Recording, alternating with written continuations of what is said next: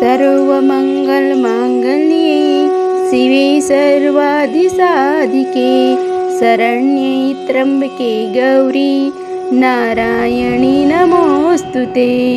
या देवी सर्वभूतेषु शक्तिरूपेण संस्थिता नमस्तस्मै नमस्तस्यै नमस्तस्यै नमो नमः। नमस्कार दोस्तों, स्वागत है आप सभी का हमारे यूट्यूब चैनल पावरफुल हिंदू धर्म में। आप सभी पर माँ दुर्गा की कृपा सदा और सर्वदा बनी रही।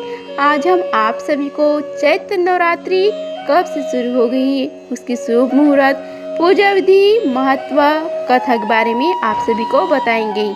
आइए जानते हैं चैत्र नवरात्रि कब से आरंभ हो रही है। हिंदू धर्म में चैत्र नवरात्रि और शारदीय नवरात्रि का विशेष महत्व है।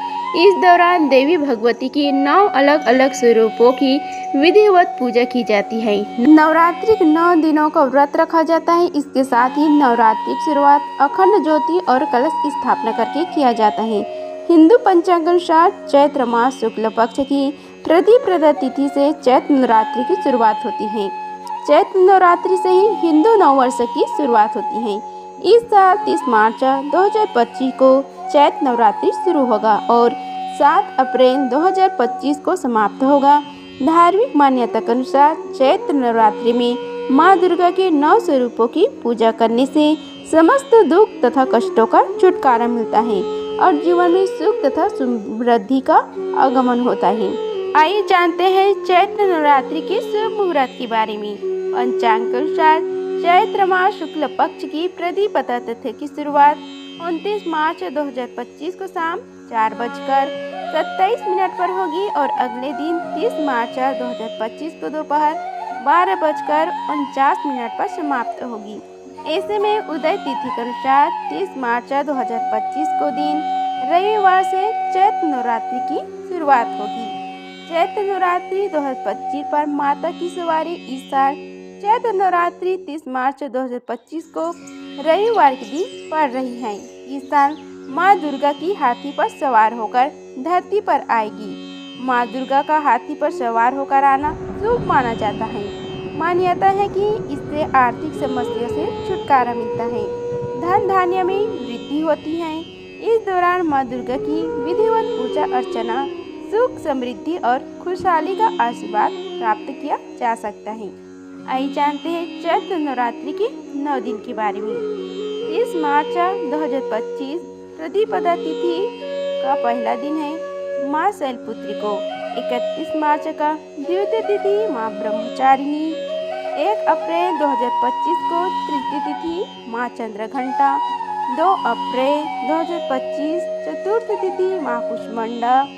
3 अप्रैल 2025 पंचमी तिथि माँ स्कंद माता। 4 अप्रैल षष्ठी तिथि माँ कत्यानी। 5 अप्रैल 2025 सप्तमी तिथि माँ कारात्रि।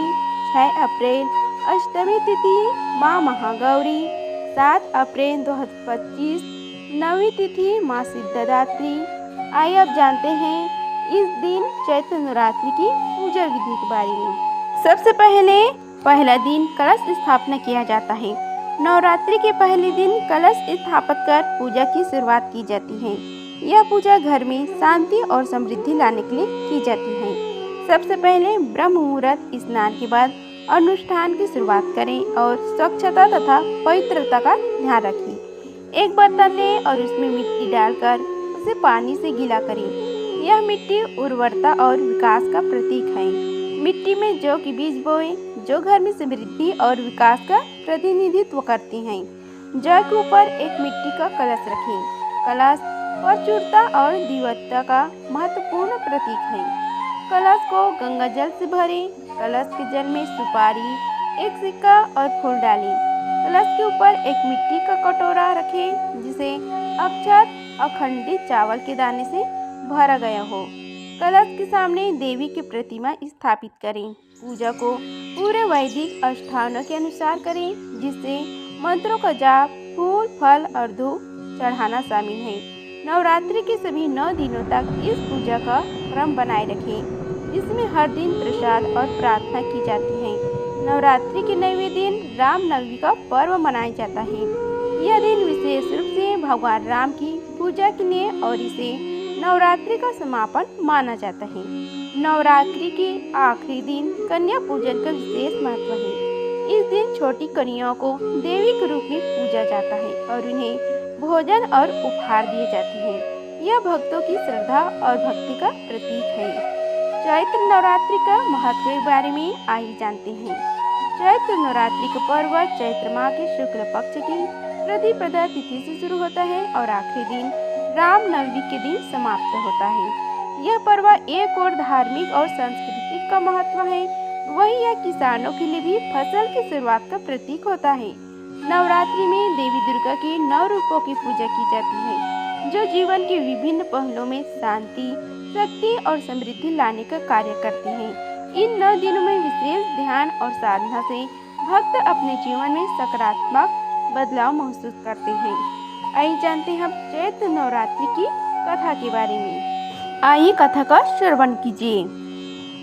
एक पौराणिक कथा के अनुसार नवरात्रि में माँ दुर्गा ने महिषासुर नामक राक्षस का वध करके देवताओं को उसके कष्टों से मुक्त किया था। महिषासुर ने भगवान शिव की आराधना करके अद्वितीय शक्तियाँ प्राप्त कर ली थी और तीनों देव अर्थात ब्रह्मा, विष्णु और महेश भी उसे हराने में असमर्थ थे। महिषासुर राक्षस के आतंक से सभी देवता भयभीत थे। उस समय सभी देवता ने अपनी अपनी शक्तियों को मिलाकर दुर्गा को अवतारित किया। अनेक शक्तियों के तेज से जन्मी माता दुर्गा ने महिषासुर का वध कर सब कष्टों को दूर किया। आइए श्रवण कीजिए दूसरी कथा को। एक नगर में एक ब्राह्मण रहता था। वह माँ भगवती दुर्गा का परम भक्त था। उसकी एक कन्या थी। ब्राह्मण नियम पूर्वक प्रतिदिन दुर्गा की पूजा और यज्ञ किया करता था। सुमति अर्थात ब्राह्मण की बेटी भी प्रतिदिन इस पूजा में भाग लिया करती थी। एक दिन सुमति खेलने में व्यस्त होने के कारण माँ भगवती की पूजा में शामिल नहीं हो सकी। यह देख उसके पिता को क्रोध आ गया और वह क्रोधवश उसके पिता ने कहा कि वह उसका विवाह किसी दरिद्र और कोढ़िए से करेगा। पिता की बातें सुनकर बेटी को बड़ा दुख हुआ और उसने पिता के द्वारा क्रोध में कही गई बातों को सहर्ष स्वीकार कर लिया। कई बार प्रयास करने से भी भाग्य की लिखा नहीं बदलता। अपनी बात के अनुसार उसके पिता ने अपनी कन्या का विवाह एक कोढ़ी के साथ कर दिया। सुमति अपने पति के साथ विवाह कर चली गई। उसके पति का घर न होने के कारण से वन में घास के आसन पर रात बड़े कष्ट में बितानी पड़ी। गरीब कन्या की यह दशा देखकर माता भगवती उसके द्वारा पिछले जन्म में की गई उसके पूर्ण प्रभाव से प्रकट हुई और सुमति से बोली कि हे कन्या, मैं तुम पर प्रसन्न हूँ। मैं तुम्हें कुछ देना चाहती हूँ, मांगो क्या मांगती हो। इस पर सुमति ने उससे पूछा कि आप मेरी किस बात पर प्रसन्न हैं। कन्या की आवाज सुनकर देवी कहने लगी कि मैं तुम पर पूर्व जन्म की तुम्हारी पूर्ण के प्रभाव से प्रसन्न हूँ। तुम पूर्व जन्म में भील की पतिव्रता स्त्री थी। एक दिन तुम्हारे पति भील द्वारा चोरी करने के कारण तुम दोनों को सिपाहियों ने पकड़ लिया, जेल खाने में कैद कर दिया था। उन लोगों ने तुम्हें और तुम्हारे पति को भोजन भी नहीं दिया था। इस प्रकार नवरात्रि के दिनों में तुमने न तो कुछ खाया और न ही जल पिया, इसलिए 9 दिन तक नवरात्रि व्रत का फल तुम्हें प्राप्त हुआ। हे ब्राह्मणी, उन दिनों अनजाने में जो व्रत हुआ, उस व्रत के प्रभाव से प्रसन्न होकर आज मैं तुम्हें मनवांछित वरदान दे रही हूँ। कन्या बोली कि अगर आप मुझ पर प्रसन्न है तो कृपा करके मेरे पति को कोढ़ दूर कर दीजिए। माता ने कन्या की यह इच्छा शीघ्र पूरी कर दी। उसके पति का शरीर माता भगवती की कृपा से रोगहीन हो गया। नवरात्रि की कथा समाप्त हुआ। बोलो दुर्गा मैया की जय, भैरव बाबा की जय। अगर आप सभी की यह वीडियो अच्छी लगी होगी तो वीडियो को लाइक कीजिए, चैनल को सब्सक्राइब कीजिए और कमेंट बॉक्स में जय माता दी लिखिए। धन्यवाद। मिलते हैं अगले वीडियो में, तब तक के लिए जय माता दी।